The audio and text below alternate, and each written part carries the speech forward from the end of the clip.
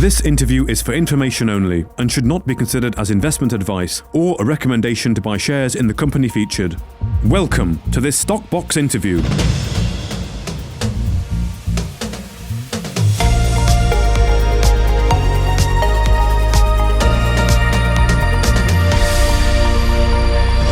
Joining us today is Roach, the CEO of Premier African Minerals. Thank you very much for your time today, George. How are you doing? Yeah, I'm all right. Thanks, Mark. And it's good to be talking to you.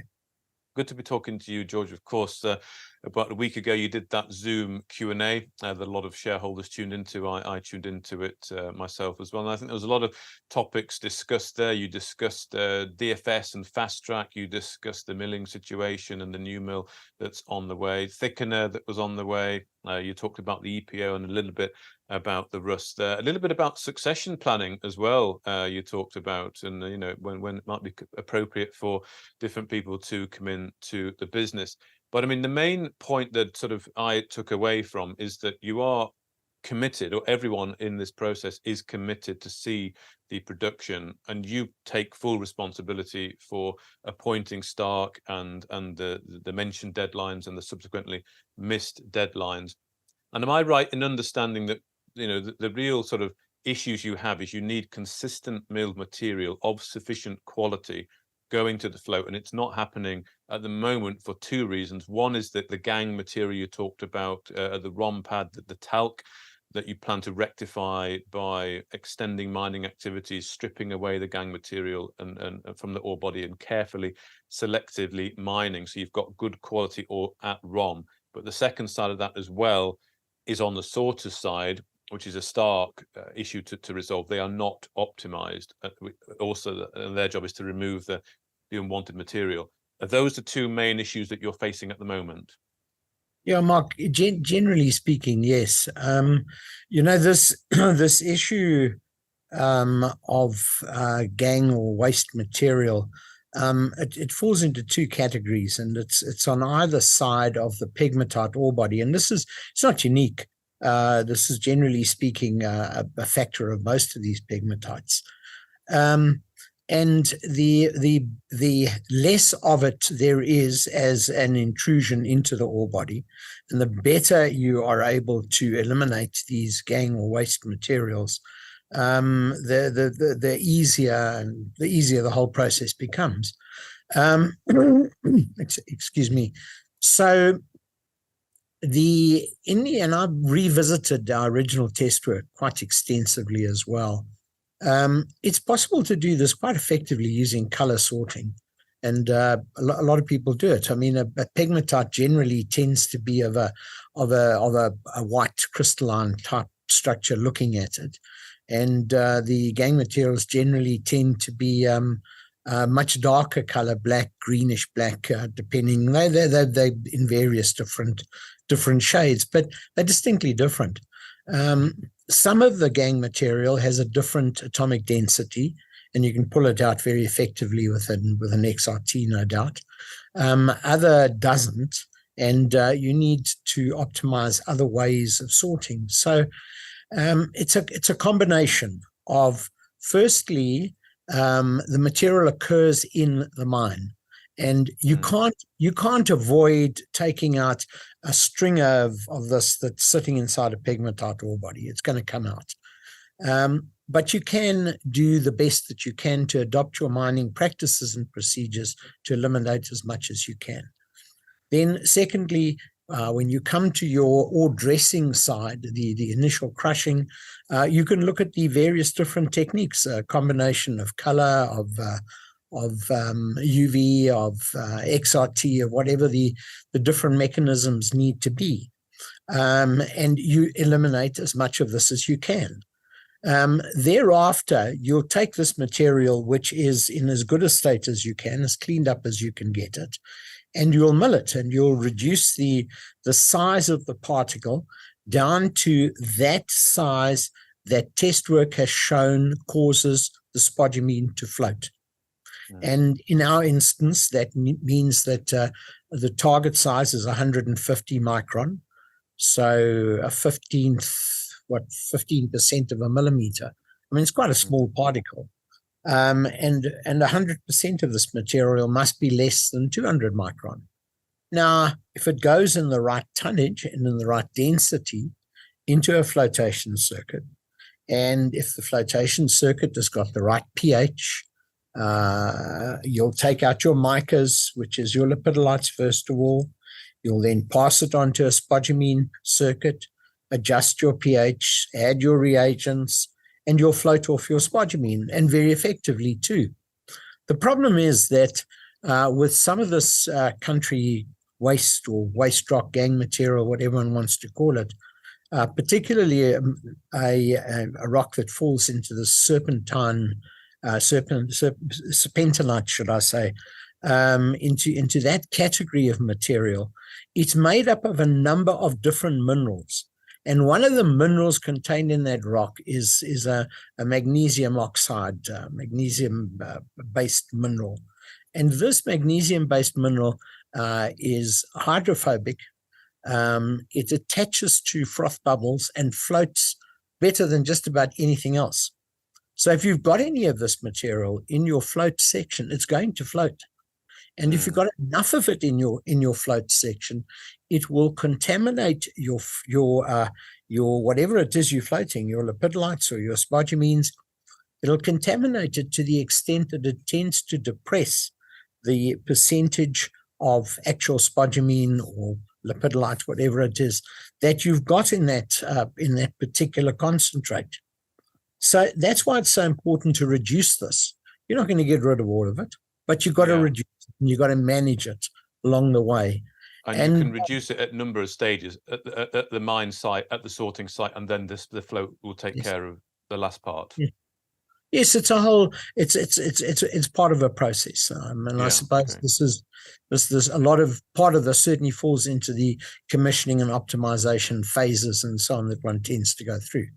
I mean, ours has been a little bit more complicated than it should have been, but I think that the positives that come out of it is the ability to float material and to get good recoveries. This isn't a case of not being able to recover spodumene. We recover spodumene very effectively. The problem is we recover some other stuff with it that's tending to dilute it. Okay. And I mean, on the sorting side, then is that on the mining side of it, is that a visual inspection that you've got to implement training for the guys working down there to selectively mine? Yeah, look, that's not really a difficult aspect of it. That's not where the rocket science lies. Right. You generally you're mining. Some of our pegmatites are very wide. I mean, we've got areas of probably 20, 30 meters in width. So it's not a case of having to try and micro mine, to coin a phrase, as it were. Okay. It's just that as you get to the outer perimeters of the deposit, that you have to be a little bit more careful. Okay. That's really all. It's not a And on the sorter side, then you rely on the sorters. Yeah, well, on the sorters, is there a fundamental issue with them at the moment? I think that we've got a bit of work to do. I don't think that we are in an insurmountable problem type area at all. Yes, there's a bit of work to do, some optimization. There might be a little bit of reconfiguring to be done. And we're looking very, very carefully at that at the moment. It's and I mentioned earlier, I've revisited some of our old test work. I'm going to go and pay a visit to the people who did our original test work way back in 2016, 2017, and then again some other last year in Germany, immediately after Mines and Money. And we're all involved, very much so. There's a dedicated effort coming from everybody to resolve this thing from a long-term perspective, and to get it done very, very quickly, and to get it done, in fact, in the same time frame as we're looking to get the upgraded mill installed. Okay. So we're not looking to have some extended shutdown or whatever, anything beyond where we've spoken about. that fits in with getting the mill installed. Okay. Well, this does, of course, it ties into what you said in thinking the Q&A about, Prem will be sort of judged on only consistency will give confidence. And you were quite, I think, clear that you were very well. I think you said you were embarrassed that you missed deadlines and with the partner there, KMAX as well. Of course, with the sorters, you're reliant on a third party, aren't you, on this, which is an element of risk there. How are you managing that situation with the third party to get the sorters working as they should? Look, I think that we're in a much more involved and moving into a much more hands-on scenario with what we're doing at the moment. When in the initial phases of putting together this project, I think my focus was much more on the business side of this and getting the business relationship settled and so on and so forth. Now that we have a business relationship understanding and we're at this phase, my focus has to now be much more on process and making damn sure that this thing is now right this time. Yeah.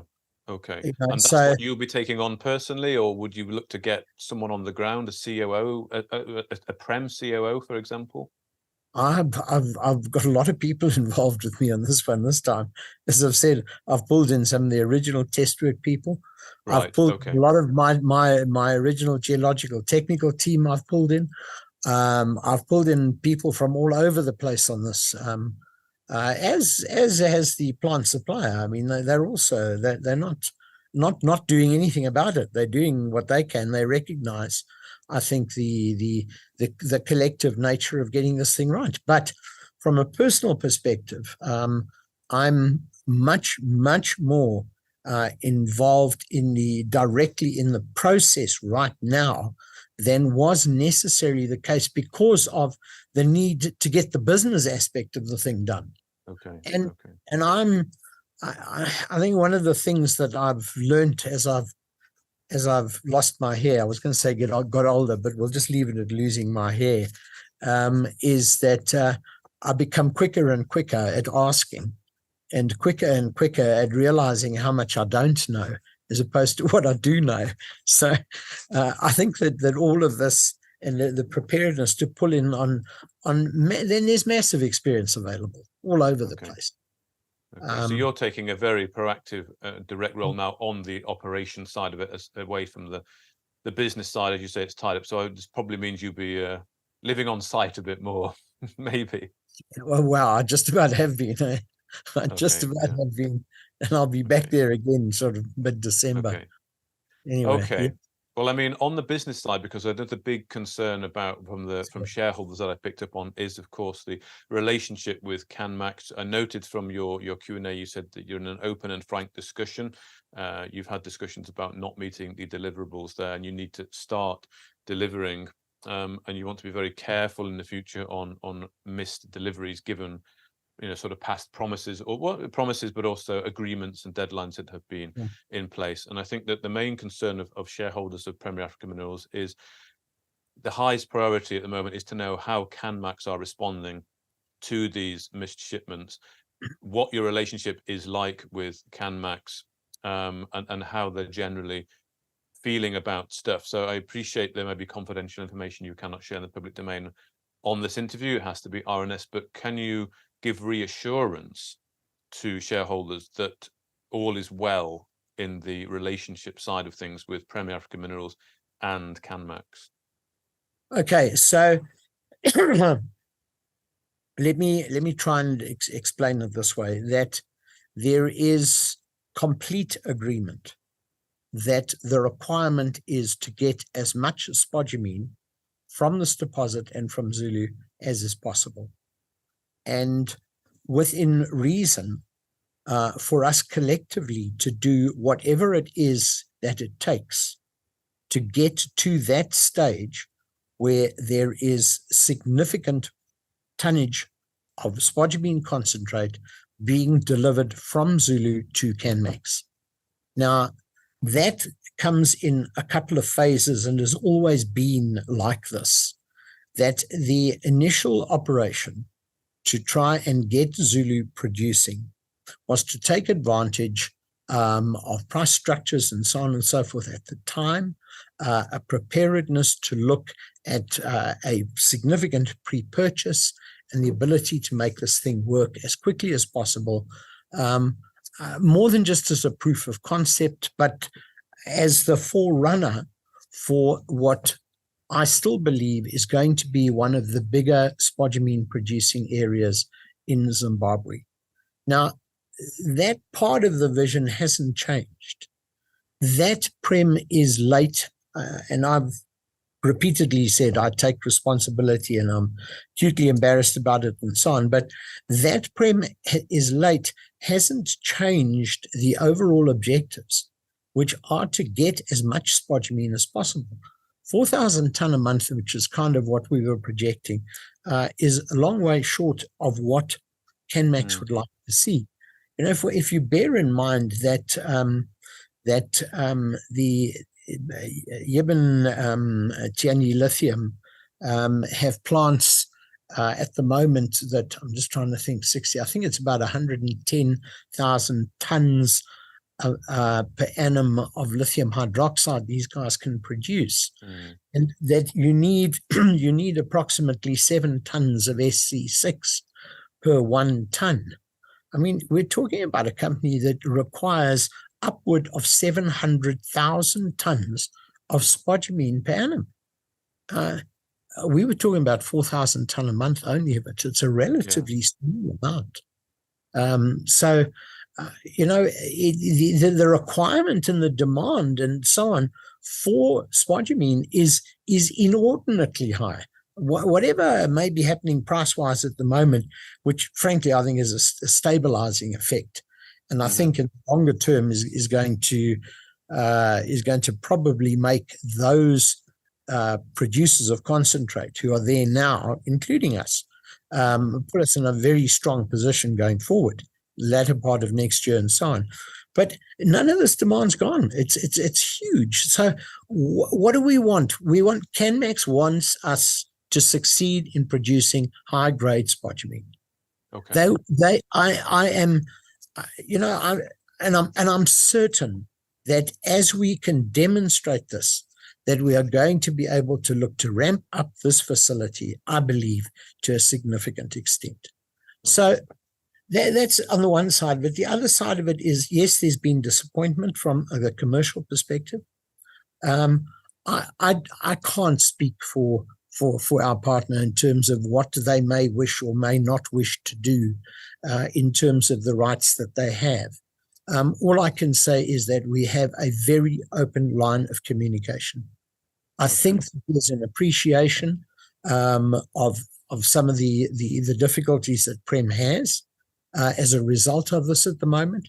I don't think there is an intention to try and take advantage of it. I don't think it's in anybody's interests, but I can't speak anything more than that. Those are just my own personal views on it at the moment. Okay, well, those are the concerns of people. Will KMAX just get fed up and walk away? I mean, these guys are pros, as you said, that they need this spodumene. They do it all the time. Are they sort of offering advice, you know, in this situation to get the situation sorted? Is it a very proactive relationship? I mean, even someone asked me, is a joint venture on the cards? Obviously, we can't really discuss that in the open domain, but it's more about, are you proactively working together to help each other out? Absolutely. Okay. It's a very open, proactive conversation that goes on. There's, you know, I don't think I can really say more than that for the moment. But there's a definite desire and intention on the part of both parties to make the thing work. Okay, right. Thank you for that, George. I hope people take comfort in that, and we'll just we'll have to see how things go, of course, on that front. If I can just ask just a couple more questions, a little bit on the float section, and then just a little bit on the EPO. One of the questions someone actually asked me, I thought was quite a good question, was you mentioned that there's probably 1,000 tons or so. I know it was a comment you made on the Q&A there, about 1,000 tons of processed material sat there, but it is contaminated. Is it possible to sort of remove that talc through reprocessing, through perhaps a specific configuration of pH and reagents specifically to remove that talc in float? In theory, yes. In practice, I don't know whether that's actually going to be able to be done. There are, I mean, the talc component of this is known as something that floats very easily. There are suppressants that have been used in some industries to suppress it. But it's also a case of the configuration of the plant as we have it at the moment, whether in fact that can be done. So I can't really answer that question for the moment. Okay. That's a work in progress. Okay. And I know you've got the new mill on the way. You said it's oversized for what you need. I think you said it was 65,000 tons an hour it can do, whereas you only need, I think, was it 35, something like that. What's the thinking? I mean, there's a couple of questions here. First of all, are you future planning here? Are you thinking of expanding perhaps on the float side? But also, while you're waiting for that to arrive and, of course, the civils to be done, can you be doing work in the background before that arrives in terms of sorting out, you know, the mining side of it, the sorting side of it as well? We are continuously developing on the mining side. We haven't stopped. And the continuous development really revolves largely around the pit shape development, elongating the pit, and removing as much waste material as we can.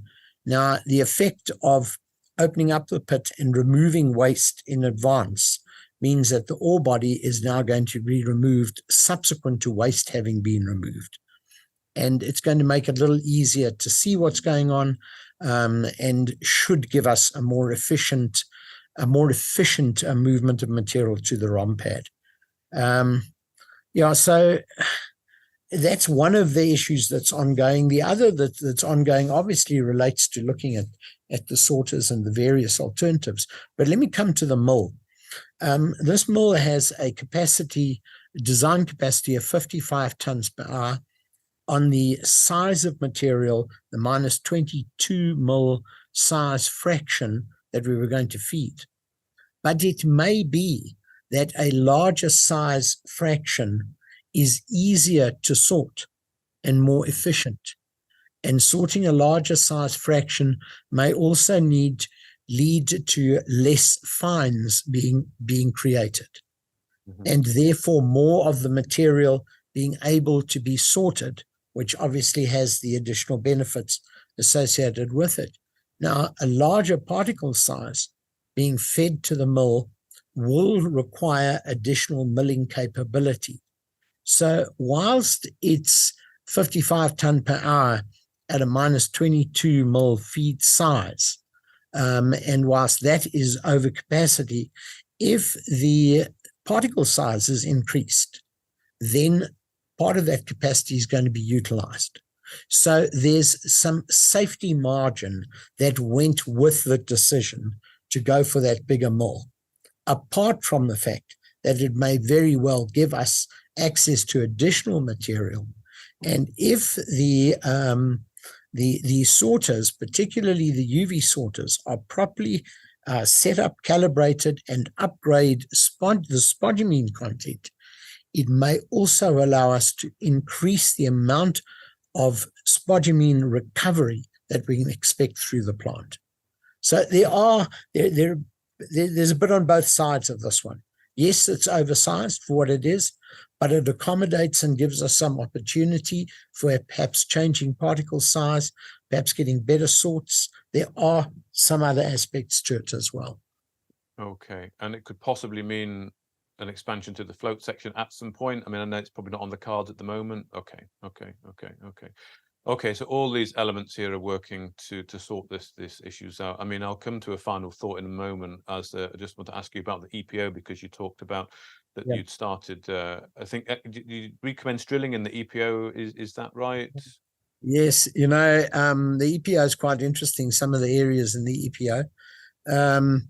Why have you started drilling there? What's the sort of rationale behind that?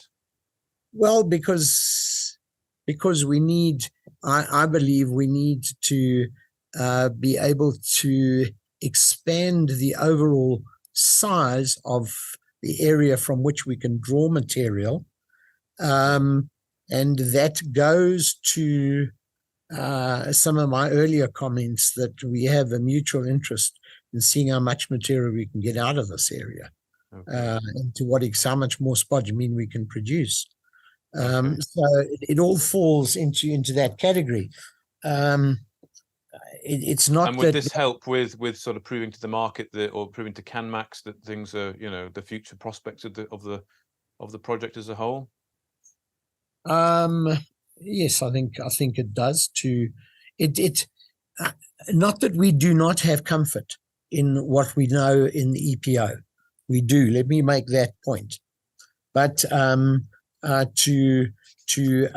we need. There's much more detail we need to know. We need to know more about the actual exact mineral composition of those pegmatites. But what is interesting in the EPO area is the extent to which immediately on our boundaries, we have people who have done a lot of their own exploration for us, and they've demonstrated for us where we have extensive pegmatites that flow back into our EPO. And even in some instances where people are trying to actually open up just wildcat and try and pull out mineralization within our EPO even. Not that the current price of spodumene is encouraging somebody to go and dig out ROM and go and ship it off. That's not such an easy thing to try and do at the moment compared to where it was 6 months ago. But as I say, there's a lot of wildcat groundwork that's been done by others for us within the EPO. So you're drilling this up, to prove the future viability of everything in the area, and you'll release those results and news on that as and when you can. As and when we can, At the moment, we really I've got an RC rig in there, for example, which is doing a lot of very wide spaced stuff. It's knocking holes in just. It's not necessarily looking to determine any huge overall statement of whatever may be there, but more to understand the nature and structure and so on of where these pegmatites are running. Okay. Final question for you, Joel, a final thought here. When do you think this will be sorted? You mentioned earlier about moving to focus your efforts on the operational side of it and sorting that and taking more of a very high proactive role in doing that away from the business relationship. Of course, you've still got to manage them as well. But I mean, when do you think this will be sorted? And will there be another disappointment, another missed deadline? The best way to not miss a deadline is not to set one. Now, I don't know whether I quite want to go down that road yet, but the expectation remains at this stage that we should be able to have this thing running again round about the end of January, early February. There are we're going through a difficult Christmas season from the point of view of heavy transport on South African roads that gets shut down for a period. There are one or two of those issues, but the intention of everybody at this stage, the contractors of all of us, is to shoot for that timeline and really to do the damnedest that we can to not miss it. Okay. Well, thank you for your time today, George. I will catch you at Mines and Money next week, and I'm sure there'll be one or two extra questions that I'll have to put to you, but I will definitely catch you next week. But thank you for your time today. Look forward to it. Thanks very much indeed, Mark. Thank you. If you enjoyed this interview, then give us a thumbs up, a like or a retweet. Subscribe to us on YouTube or follow us on Twitter, and hit that notification bell to be the first to know when we release new content. There's loads of great content on our website too, across all our programs at stockboxmedia.com. Thank you for watching.